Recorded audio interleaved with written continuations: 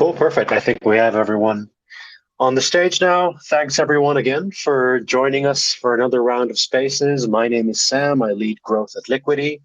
I'm joined by Brees, our DeFi strategist at Liquity. And today we're blessed to be joined by a rollup that has just integrated Liquity and allows for Liquity to be used on a layer 2, Aztec protocol. We have John, who is the head of growth at Aztec, who have joined. And we have Las and Jan, who are developers at Aztec, who have joined, who helped develop the integration itself as well. Thank you guys very much for joining.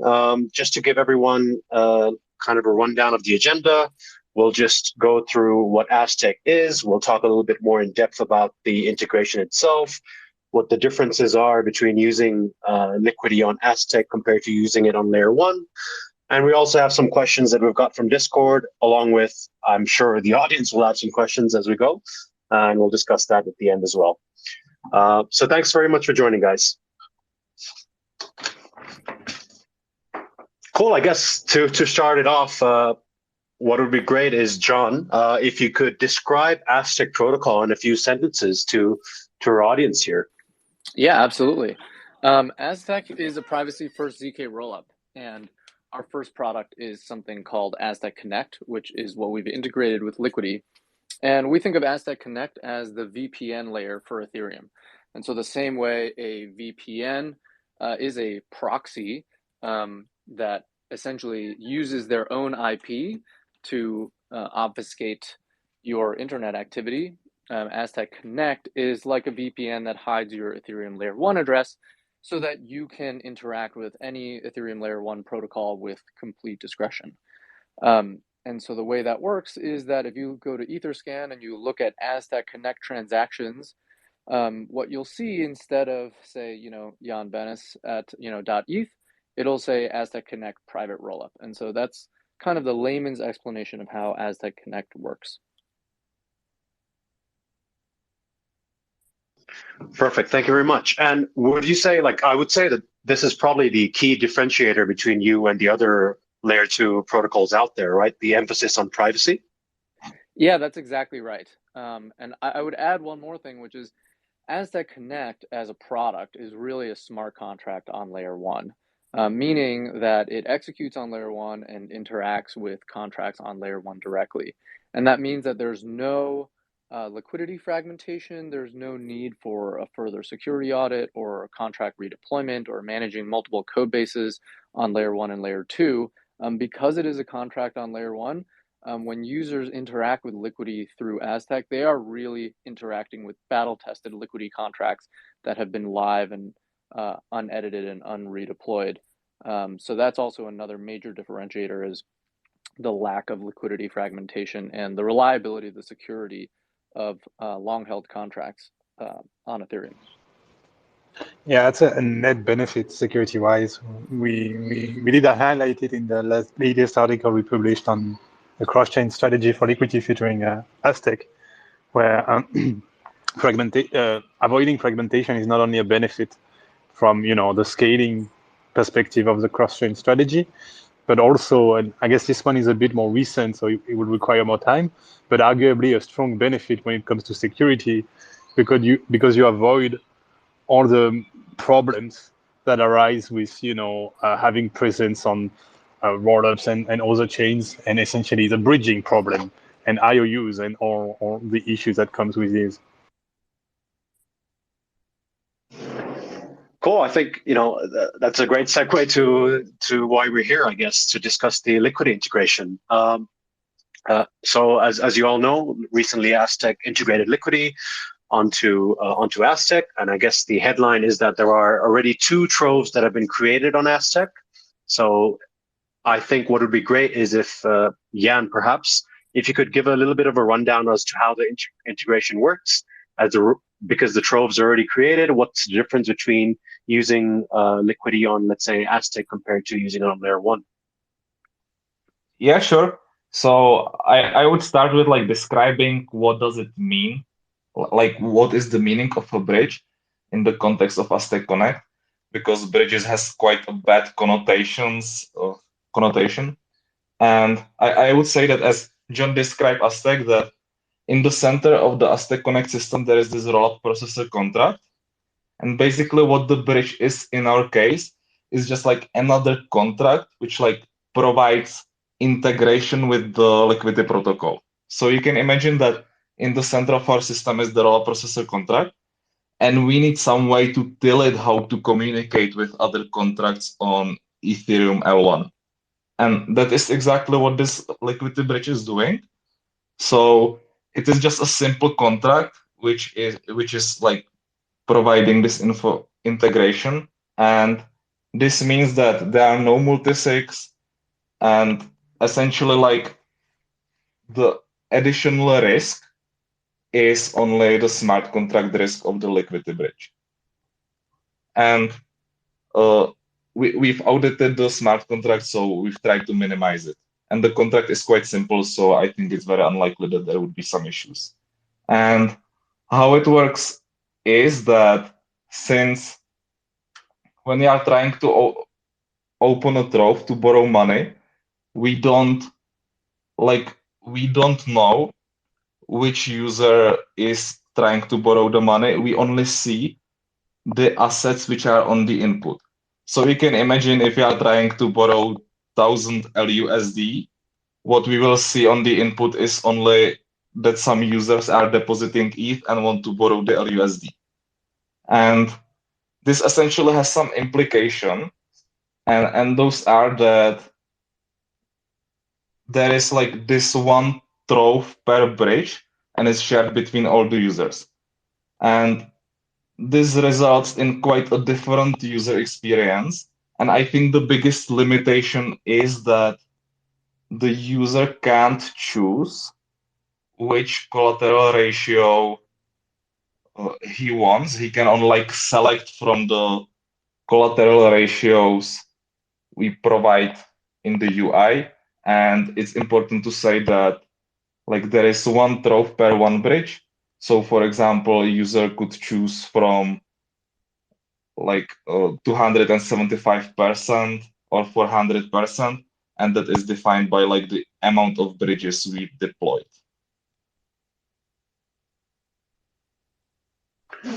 Understood. So essentially, you have one bridge for one trove.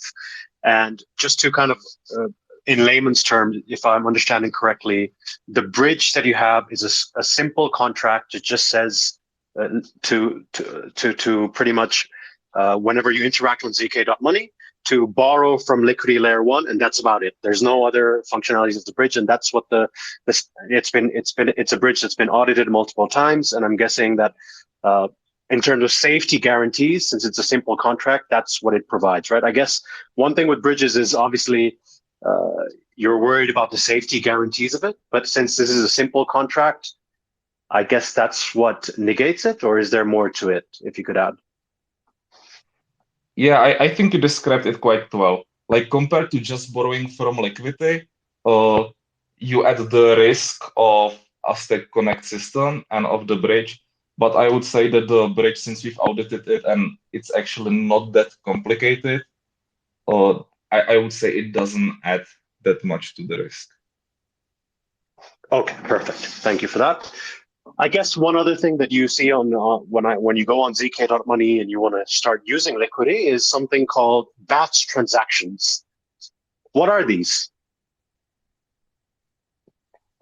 Yeah, so in the Aztec Connect system, we have when we are using bridges, there are a few fees you can few fee amounts you can select from based on the speed, and there is the default one, which is the batched transaction fee, and it essentially means that we set like this batch size, and in the Aztec Connect system, what is important then when multiple users want to do exactly the same interaction.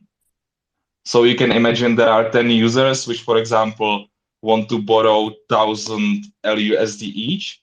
How it would look in our system is that the rollup provider would aggregate these requests, and then there would be one interaction on Ethereum L1. So how the interaction on Ethereum L1 would look like is that there is this call from our rollup processor contract to the bridge with some ETH collateral and essentially the users wanting to buy 10,000 LUSD at once. And then the bridge would like do the operation of actually borrowing from Liquidity. So it would call the borrow function on the Liquidity contract. And then the resulting 10,000 LUSD would get returned to the users. And what is important about this when it comes to the fees is that if you don't want to spend much money, you can just pay for this batched fee. And it means that you will essentially wait until there is, for example, all the 40 users which want to deposit. But if you would like it to be faster, you can choose this two other options. And the cheaper one would essentially wait for the next rollup block. So it would mean that you can imagine there are already 7 users waiting, and you want to make sure that you get into the next rollup block. So you would choose the faster option.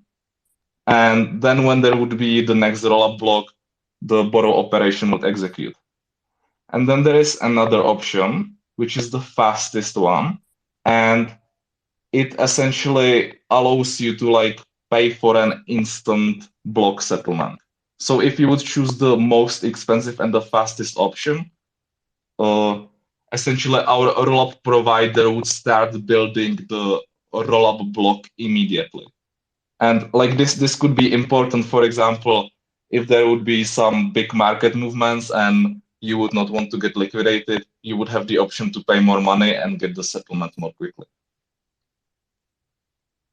Understood. And I think that actually helps answer one of the questions that we got on Discord, which was, how does Aztec ensure that a boosted transaction does not get delayed? I mean, if it's instant block settlement, then I would say that that probably solves that question, correct? Yeah, I would say that, of course, it's not that instant because we need to generate the proofs. So this is like the UX is a bit worse in the sense that if somebody is like a super degen, I would like encourage him to be like not waiting for the liquidations for the last time, like exiting and such, and instead like be a bit more conservative. Cool, understood. I guess a few other things that are different, and maybe you could elaborate more on this as well, is compared to using layer one, is here on Aztec, you're already, as of right now, entering a trove that's been created that has a collateralization ratio of, I think it's 274 or 275%, right? So let's say I have, I don't know, let's say 10 ETH or whatever, and I borrow $2,000-3,000 LUSD against that. If I were to repay my debt, it would get the debt would have to be repaid from the collateral that's posted, instead of, let's say, on layer one, where I could I could just take my LUSD and kind of move it to layer two and pay it off, correct? So the difference comes from the collateral being used to pay back the debt instead of being able to bridge from layer one to layer two, right?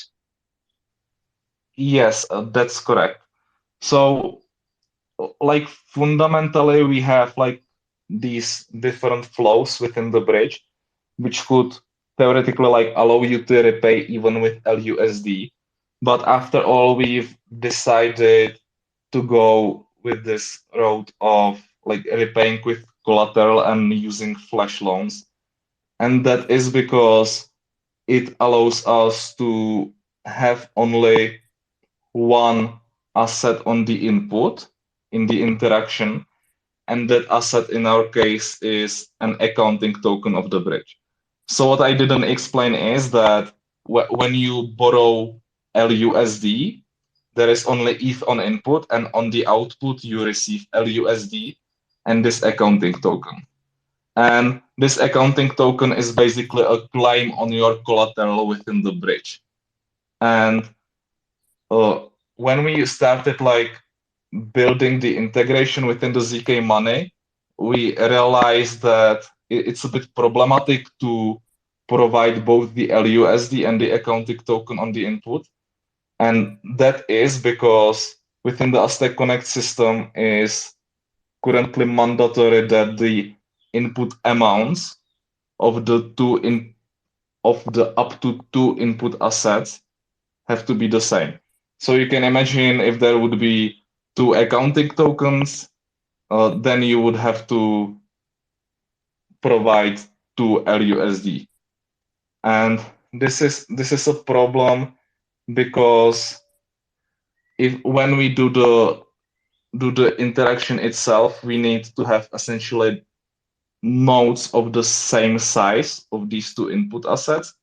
And it would essentially mean that user would have to wait to roll up blocks in case he wouldn't have these two nodes of the same size ready.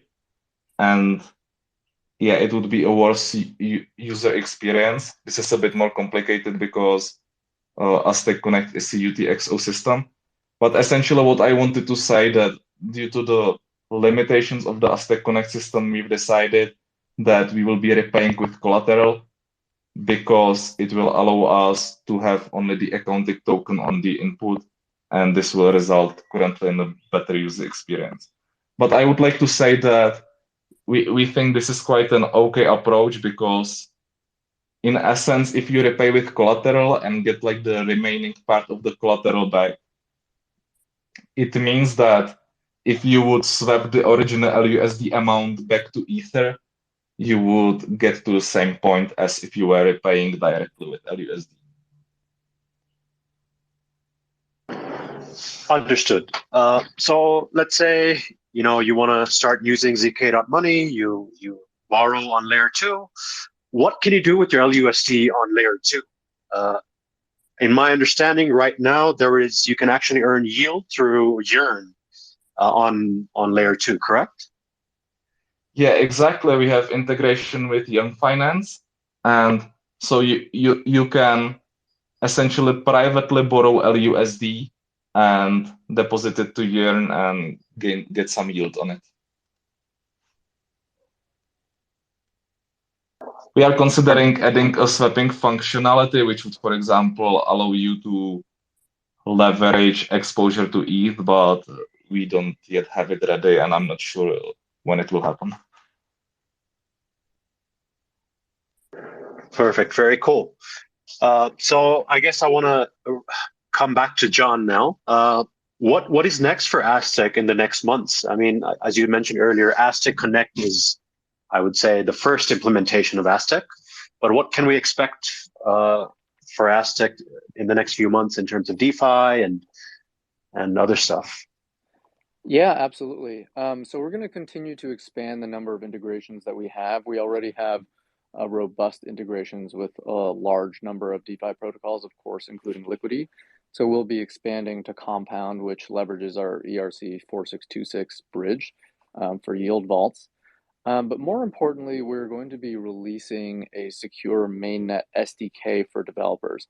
And what the SDK is it essentially allows any developer to build a full stack application with a front end that integrates with Aztec Connect smart contracts.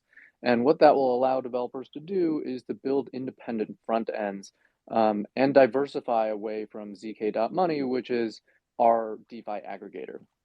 So if you think about what zk.money is, it really is a number of apps all kind of placed inside of one UI. And while it was very necessary for us to showcase all the integrations in one place and help us dog food our own SDK, we think the future of Aztec Connect will be independent developers building their own front ends. And this is especially relevant to Liquity, of course, because as everyone is aware, Liquity does not have a canonical front end. And so this will allow folks in the Liquity community to build their own, privacy-enabled Liquity front ends, which still access all the same functionality of Aztec Connect, and in fact allow users to insert transactions into our rollup, the same rollup, but just diversify and decentralize away from a single user interface.